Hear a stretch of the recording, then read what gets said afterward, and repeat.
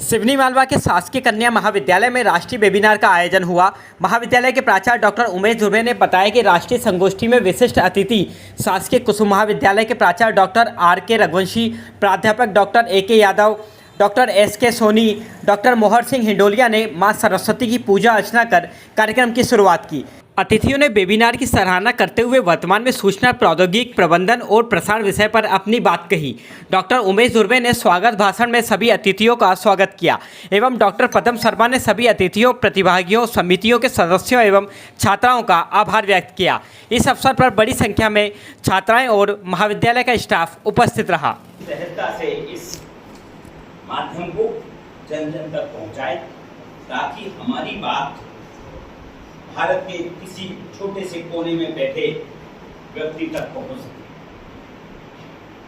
निश्चित भारत देश विकसित देश की ओर बढ़ रहा है, उसके लिए आवश्यक है हम सबको मिलकर इस प्रकार की प्रासंगिक निश्चित रूप से हम लोग सूचना प्रौद्योगिकी के एक विस्फोटक युग में रह रहे हैं। मैं केवल इसे प्रौद्योगिकी युग नहीं कह रहा हूं, मैं कह रहा हूं कि हम सूचना के विस्फोटक युग में रह रहे हैं। इसलिए जो टॉपिक आपने डिसाइड किया है, प्रबंधन और प्रसार, कई बार अच्छी चीजें भी बिना प्रबंधन के वह नकारात्मक प्रभाव डाल देती है। इसलिए सूचना और सूचनाओं के संग्रह और उसके प्रबंधन में हमें बेहद सावधान रहना होगा। दुनिया के जितने विकसित देश हैं, उनमें साइबर क्राइम की जो आप कह सकते हैं कि आईटी सेक्टर से जुड़े हुए जो क्राइम है, ऑनलाइन डिजिटल क्राइम्स, लगभग उन्होंने काबू पा लिया है।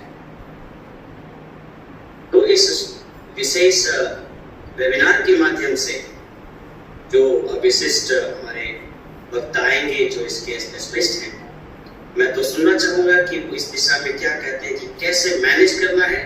और चूंकि अभी भी भारत की एक बड़ी जनसंख्या के पास डिजिटल साधन और डिजिटल पहुंच नहीं है, इसलिए इसका प्रसार भी आवश्यक है। तो सबसे पहले मैं धन्यवाद देता हूं और शुभकामनाएं देता हूं पूरे आयोजक मंडल को कि बेहद ही तर्कपूर्ण, प्रासंगिक और समसामयिक विषय पर आपने एक बेहद खूबसूरत चर्चा रखी है।